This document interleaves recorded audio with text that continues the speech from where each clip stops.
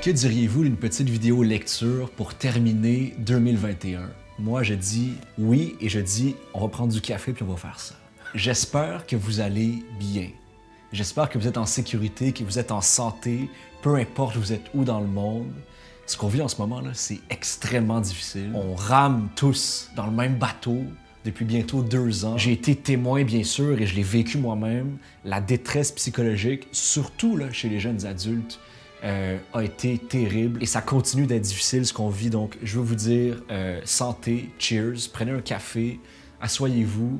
On va y arriver tous ensemble parce que vous savez à quel point je crois en notre capacité de traverser les épreuves, même très difficiles. Bref, je voulais simplement vous souhaiter le meilleur pour cette nouvelle année qui va commencer. Aujourd'hui, on va parler de livres. Je vais vous recommander 6 livres qui ont été marquants pour moi en 2021 et que donc je vous recommande pour la nouvelle année. C'est des livres qui ont chacun, je dirais, qui m'ont vraiment aidé à grandir cette année et qui m'ont fait vivre toutes sortes d'émotions très fortes. C'est des livres vraiment, là, je le dis puis je suis honnête, qui ont été très marquants pour moi. Puis j'espère qu'ils vont être marquants pour vous. Je vous les recommande juste avant de sortir mes quelques livres. Parce qu'on a le temps, parce qu'on est sur Internet. Mini mise à jour sur ce que je fais en ce moment de ma vie. Mon prochain gros projet, là, mon prochain gros film sur lequel j'ai mis énormément d'efforts dans les derniers mois, c'est un film sur l'anxiété qui s'appelle « L'anxiété au 21e siècle ».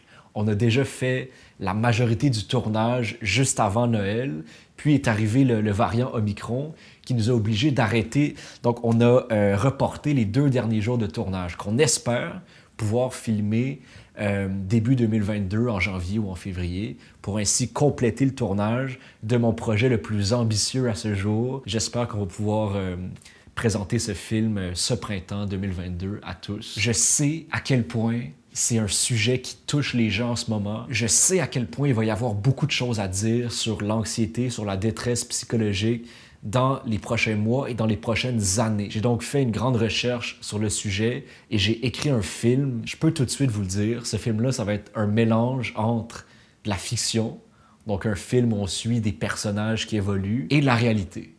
Donc je vais moi-même, Émile, m'intégrer dans certaines scènes du film pour parler parfois à la caméra de ma recherche sur l'anxiété. Alors, je vous en dis pas plus pour l'instant. Je vous montre peut-être 2-3 photos making-of du tournage. Restez à l'affût. Je vais mettre des nouvelles sur mes réseaux sociaux, Émile Roy. Puis j'espère sincèrement, parce que j'ai mis tout mon cœur depuis quelques mois, j'espère pouvoir vous présenter ça ce printemps 2022. On va parler de livres. J'espère que vous êtes prêts. C'est parti. Cheers. Asseyez-vous bien. On y va. On y va. Et je me dirige vers ma fenêtre. Est-ce que je vais foncer dans ma fenêtre? OK, je fais n'importe quoi. C'est parti. Bon, j'ai mis une ambiance rouge parce qu'on va parler du décadentisme, qui est un mouvement littéraire que j'ai beaucoup aimé au début de cette année. J'ai lu quelques livres décadents et je vous explique très vite c'est quoi. Alors, mon premier roman marquant, c'est Le portrait de Dorian Gray d'Oscar Wilde. C'est le seul roman écrit par Oscar Wilde. Il a écrit de la poésie, des pièces de théâtre, mais c'est son seul roman. J'ai lu ce livre au début de l'année 2021. Il a laissé une sorte de marque indélébile dans mon esprit. Ce roman a été vraiment marquant pour moi, mais pourquoi? Il faut que je fasse un contexte historique, sociétal en France à cette époque-là. Donc, à la fin du 19e siècle, on se rend compte que le monde est absolument imparfait, qu'il y a des immenses déchirements dans la société. On se rend compte des effets de la révolution industrielle qui vient d'avoir lieu au 19e siècle. On se rend compte aussi que le monde impérialiste, colonialiste est absolument imparfait. Et donc, les artistes se posent la question. Alors, je me lève pour ça parce que c'est important. On est dans une société complètement imparfaite, déchirée, où il y a des immenses enjeux sociétaux. Quel est le rôle de l'art dans une société en déchirement? Une des réponses pour une partie des artistes, c'est justement, il n'y en a pas autre que la beauté. Le rôle de l'art, ça devrait simplement être d'exister pour exister, de chercher la beauté absolue, une sorte de perfection dans le lyrisme, dans la pureté, parce que c'est aussi une recherche de la pureté absolue. Et donc, c'est ce que le mouvement décadent va essayer de faire. Et c'est aussi un mouvement un peu controversé, un peu ironique, un peu provocateur, parce que justement, dans un monde en déchirement, des artistes se disent « on abandonne toute recherche morale, On n'essaie même pas d'influencer le monde comme il est. On va juste essayer de trouver la beauté absolue. C'est des personnages qui vont souvent être très hédonistes, qui vont chercher le plaisir et maximiser les plaisirs les plus intenses à tout prix. Donc, ce qui m'amène à ce roman, Le Portrait de Dorian Gray, qui est un des plus connus dans l'époque décadente. Dorian Gray, c'est un jeune homme pur, magnifique. C'est donc un jeune homme riche français qui, au début du roman, est absolument innocent, qui va rencontrer un peintre et ce peintre va tout simplement faire son portrait. Alors, au début du livre, on encapsule la beauté et la pureté de Dorian Gray sur une toile et le peintre va dire, ça qui est assez intéressant, va dire « Je peux pas exposer cette toile de toi, Dorian Gray, parce que j'y ai mis trop de moi-même. »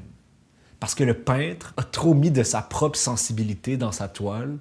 Pour lui, c'est une toile qui est parfaite, qui ne peut pas l'exposer dans aucun musée, et donc il va donner la toile à Dorian Gray. Dorian Gray conserve la toile pendant le récit, et c'est là que les choses vont se compliquer, parce que au fur et à mesure du récit, Dorian Gray se convainc soi-même de sa propre beauté, ce qui est dangereux.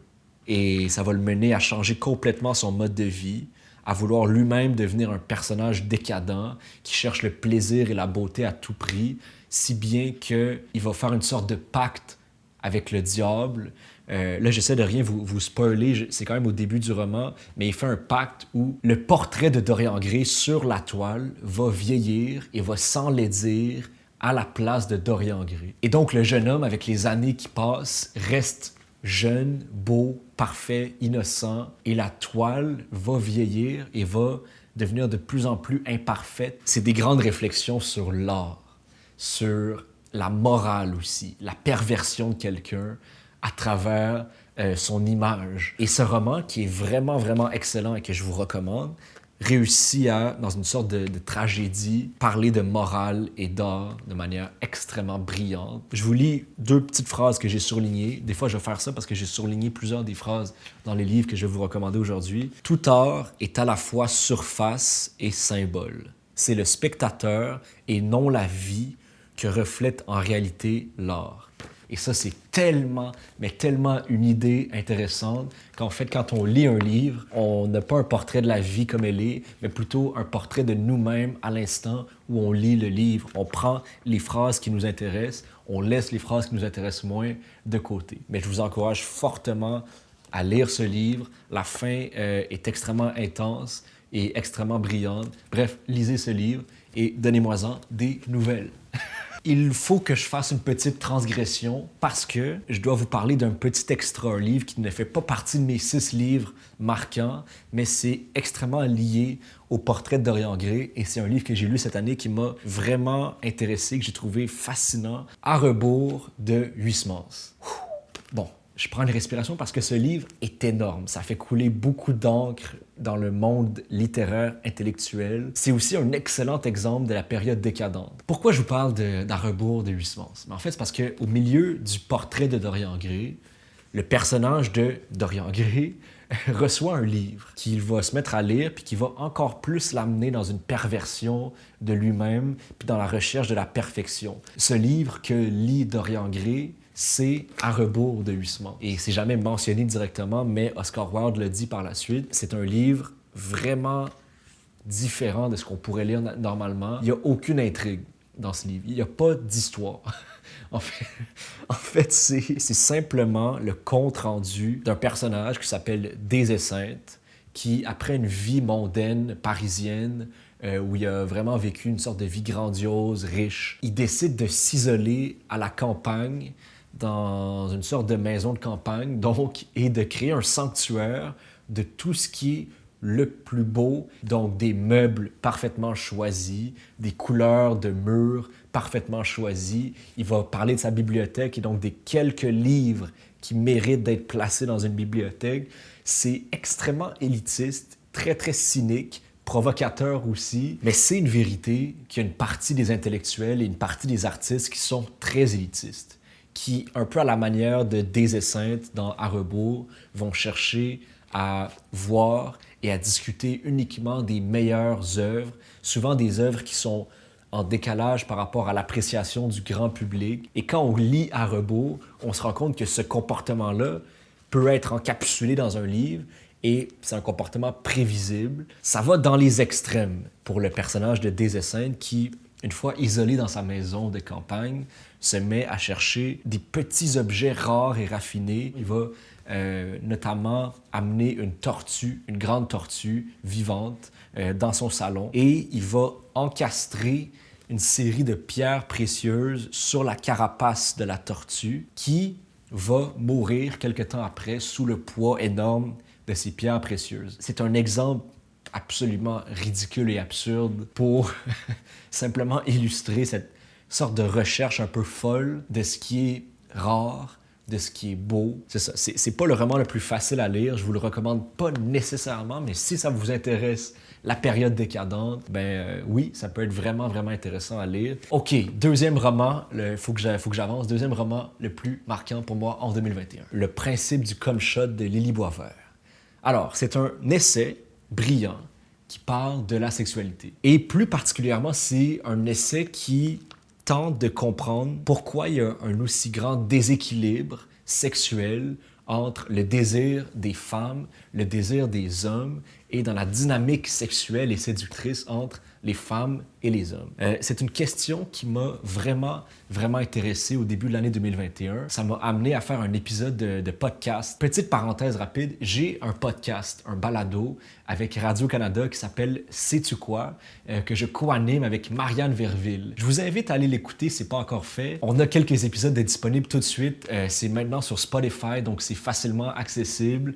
C'est aussi sur l'application audio de Radio-Canada. Et on a fait un épisode de quasiment 1 heure sur la sexualité, l'éducation sexuelle qu'on a eue, qui était manquante quand on était plus jeune. Et dans le cadre de cet épisode-là, j'ai pu parler à Lily Boisvert. Et c'est vraiment un des essais, je pense, les plus clairs, les plus accessibles sur la question de la sexualité aujourd'hui, les débalancements, les déséquilibres sexuels aujourd'hui. Je vous dirais que la deuxième moitié du roman m'a vraiment, vraiment fasciné. J'ai surligné beaucoup de segments. Donc, Lily Boisvert nous dit que l'univers sexuel des femmes hétérosexuelles se bâtit en contradiction avec ce que la culture sexualise, le corps des femmes.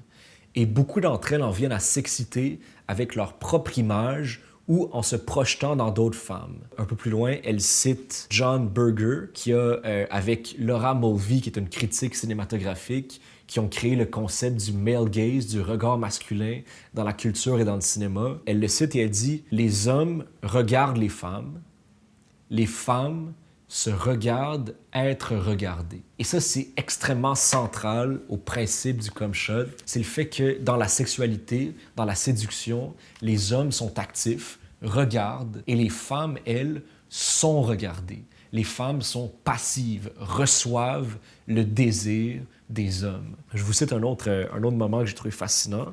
C'est un exemple, en fait, je trouve, qui illustre extrêmement bien le principe. Au moment d'un rapport sexuel hétérosexuel, au moment où les deux partenaires vont enlever le haut, vont enlever le chandail, lorsque l'homme retire son chandail, la femme s'excite peu à la vue de son buste. Parce qu'elle a pu voir, c'est vrai, toute sa vie, des torses d'hommes, que ce soit à la plage, que ce soit dehors en été, au glissade d'eau, etc. Il y a plein de moments où on peut voir un torse d'homme et c'est pas sexualisé du tout.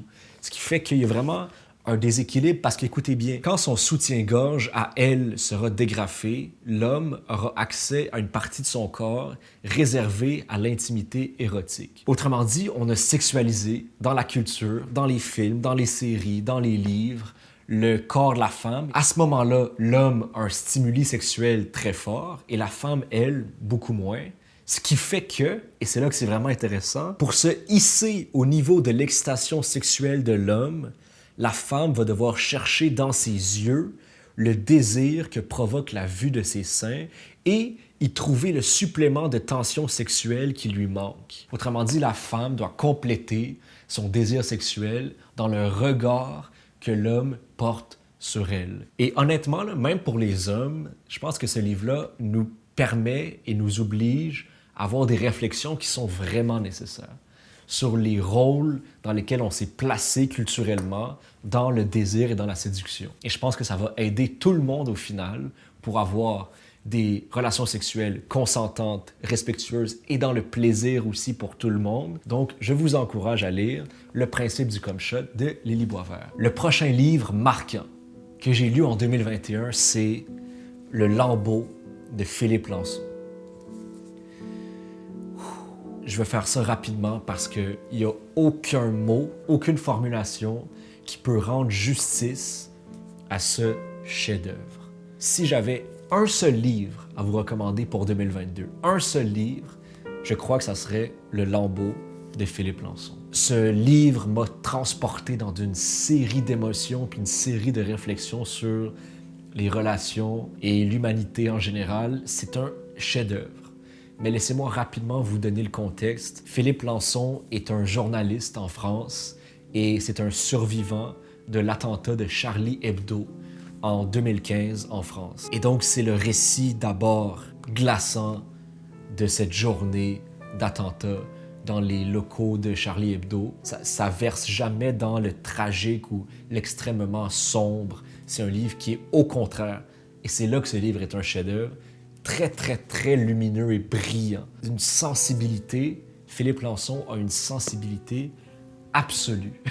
C'est extraordinaire, ce livre. Et c'est surtout le récit de l'après, de la reconstruction de Philippe Lançon et de toute la résilience qui a suivi. Donc, il a été gravement blessé lors de l'attentat. Ce qui est fascinant, c'est qu'il va revenir à un état très vulnérable, un état qui décrit lui-même comme un état d'enfance. Il redevient un enfant. Tout le monde doit s'occuper de lui pendant plusieurs mois. Les médecins, les chirurgiens, les membres de sa famille qui vont défiler devant son chevet et qui vont, au fur et à mesure, lui apporter de l'espoir, mais aussi lui donner des livres. Il va lui-même beaucoup réfléchir durant ces mois qui vont suivre. Et c'est aussi extrêmement transparent. C'est-à-dire qu'il va nous partager les courriels qu'il a reçus de ses amis, de ses collègues, les courriels que lui-même a envoyés juste avant l'attentat, juste après l'attentat. C'est un livre qui vous oblige à reconsidérer toutes les choses qui nous fâchent, les choses qui nous stressent.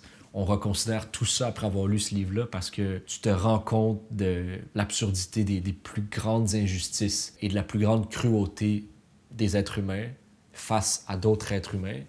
On s'entretue, ce qui est absolument absurde. Philippe Lançon réussit à avoir une sorte de lucidité énorme et à se reconstruire et à revenir dans la vie, choisir la vie et non pas la mort. Énorme roman que je ne peux que vous recommander. Si vous n'allez lire qu'un seul livre cette année, lisez Le Lambeau de Philippe Lançon. Encore une fois, j'ai un petit extra pour ce livre. C'est un autre livre qui, en fait, est très lié au Lambeau de Philippe Lançon. Au début du roman, Philippe Lançon nous explique que le matin du 7 janvier 2015 en France, juste avant l'attentat, tout le monde parlait du roman qui venait de sortir de Michel Houellebecq, Soumission. C'est assez ironique parce que moi, j'ai lu Soumission de Houellebecq juste avant de lire Le Lambeau de Philippe Lançon, quelques minutes avant l'arrivée des tueurs dans les locaux de Charlie Hebdo. Il était en train de défendre le livre de Michel Houellebecq, Soumission, avec ses collègues. C'est quand même assez fou parce que Soumission de Houellebecq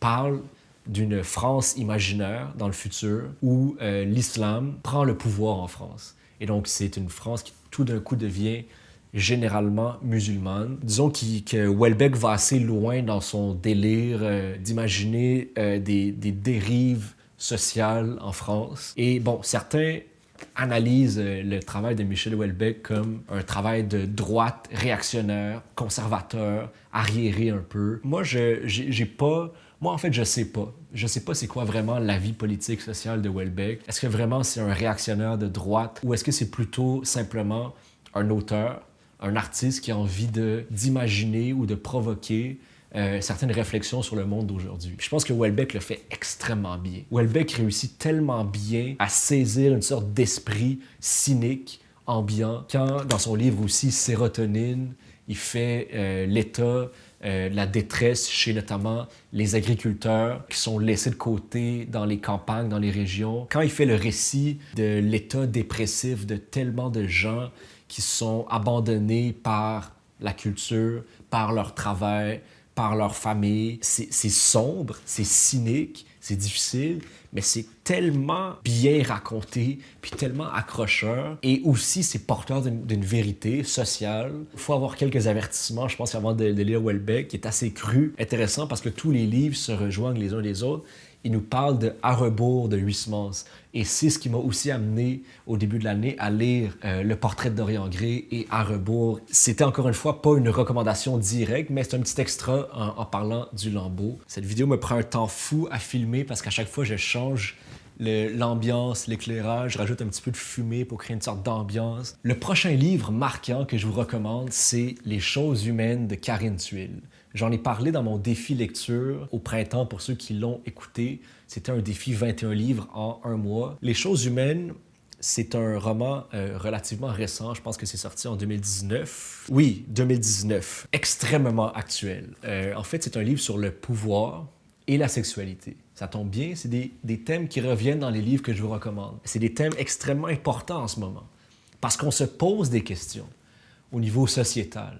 Comment on doit gérer les relations de pouvoir, les dynamiques entre hommes, femmes, entre des gens qui possèdent le pouvoir ou de l'argent et des gens qui essayent de grimper dans la hiérarchie sociale. Et comment on fait quand il y a des abus?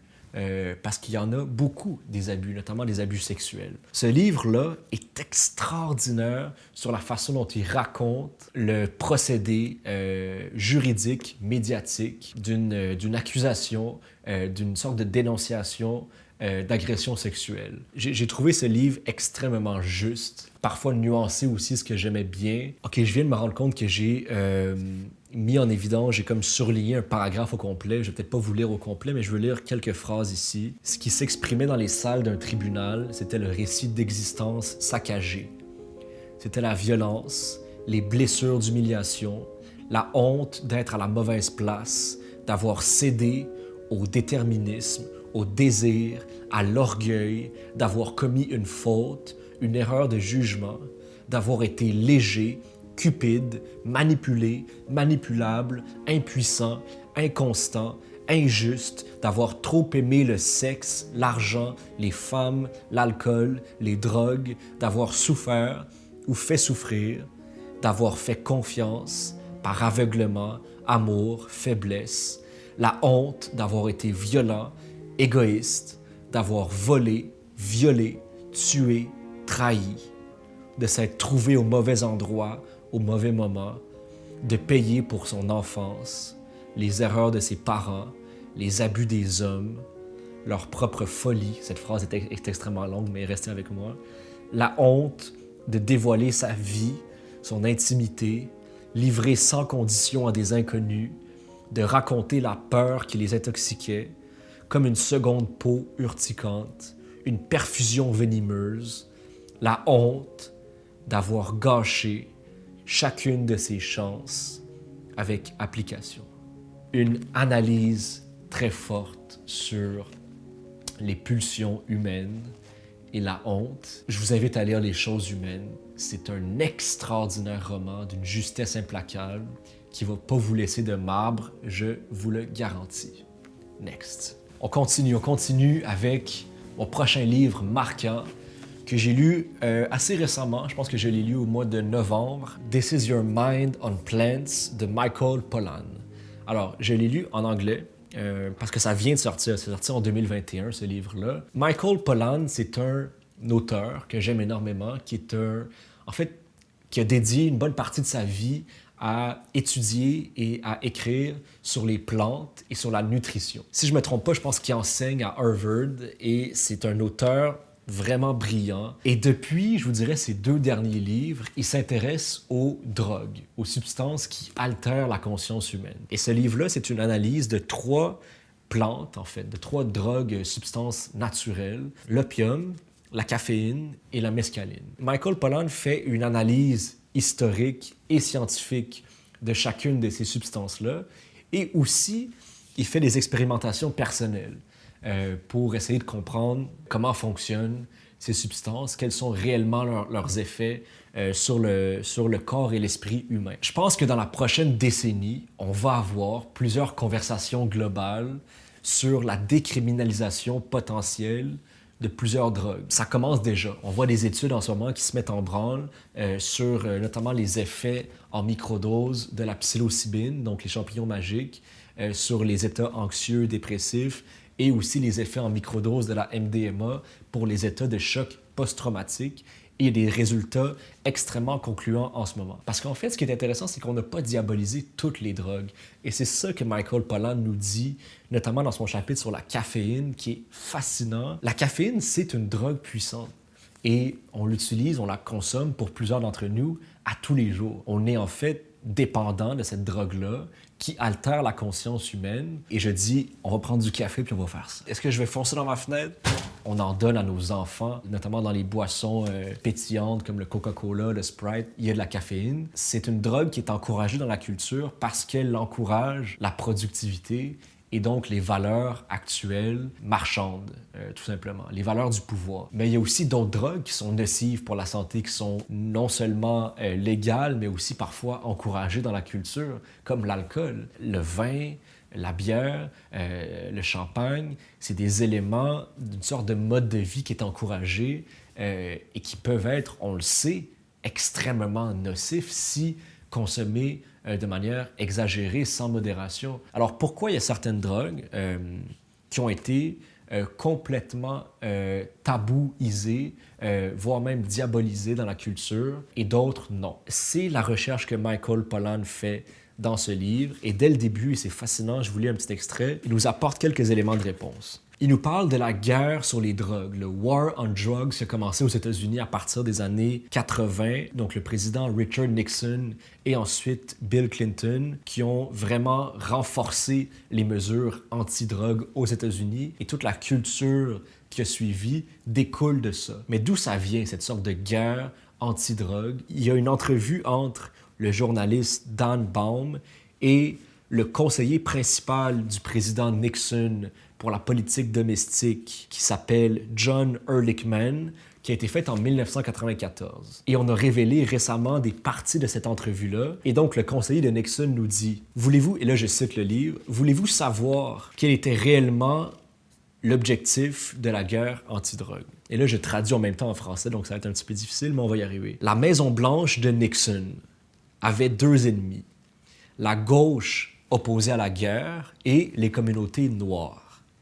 On savait qu'on ne pouvait pas rendre illégal d'être soit contre la guerre ou d'être noir, mais on a fait en sorte que le public associe les hippies à la marijuana et les communautés noires avec l'héroïne. Et ensuite, on a criminalisé ces deux substances fortement pour déchirer ces communautés. On pouvait ensuite arrêter les leaders de ces communautés, rentrer dans leurs maisons, interrompre leurs rassemblements et les vilainiser soir après soir dans les nouvelles. Est-ce qu'on savait qu'on mentait à propos des drogues?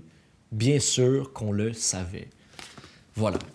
Maintenant, est-ce que ça veut dire que ces drogues-là sont sans effet négatif? Bien sûr que non. Il y a des immenses effets négatifs à toutes ces substances-là si on les consomme de manière exagérée. On se rend compte que le monde dans lequel on vit, c'est pas un monde de moralité objective. Voici le bien mis en avant par nos gouvernements et par la culture, et voici le mal qu'on essaie d'éviter. En réalité, le bien et le mal s'entrecroisent. Et on se rend compte que dans la culture, on a pu vilainiser certaines choses et encourager certaines autres choses.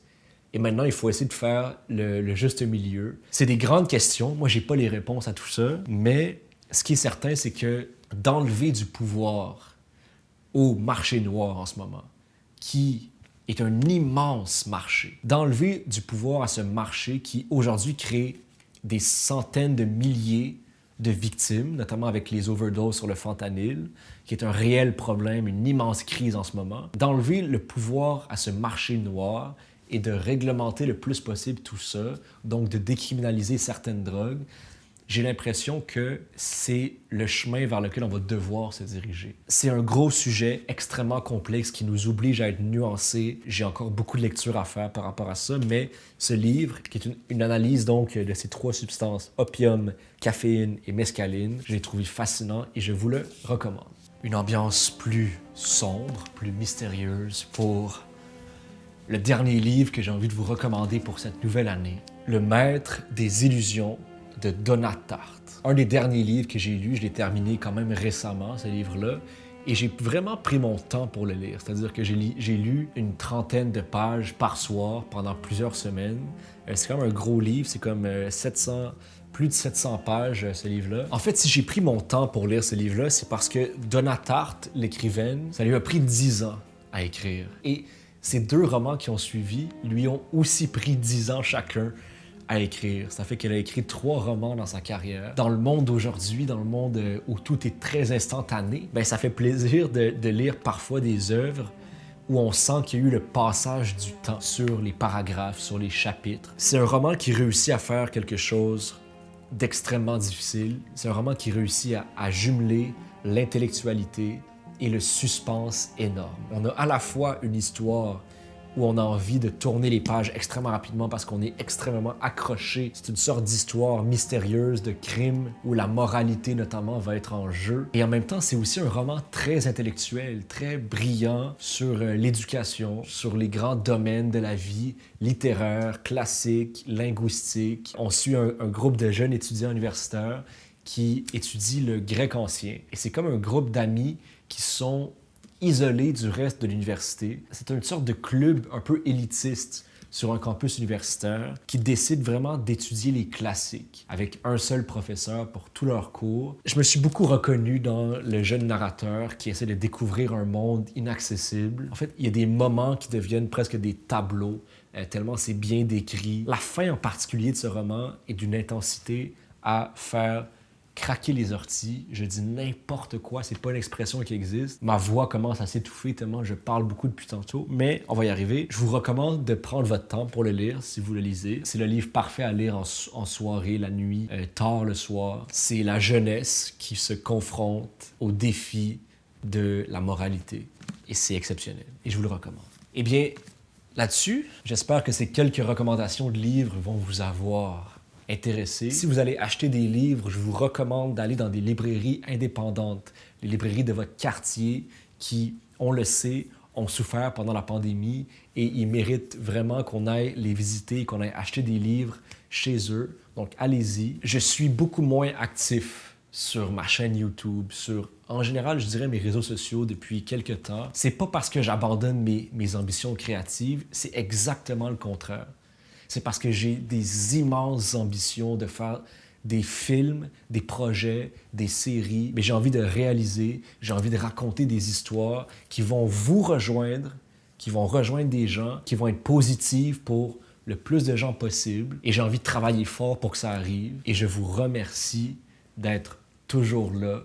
Je vous souhaite, en fait, je te souhaite, à toi qui regardes, je connais pas ton nom, je te souhaite le meilleur dans cette nouvelle année 2022. Je te souhaite d'être capable de tirer des réflexions, des avancées, même dans les moments les plus difficiles. En fait, je te souhaite de te rappeler de ton unicité. On détient tous ce pouvoir, le pouvoir d'être unique, d'avoir nos propres idées, nos propres impulsions et nos propres instincts. Et je vous souhaite cette année de les suivre, d'accomplir ce que vous souhaitez accomplir et de retrouver éventuellement la vie, les gens, parce que j'espère que c'est ce qu'on va faire en 2022. On le mérite. On mérite de retrouver la vie éventuellement.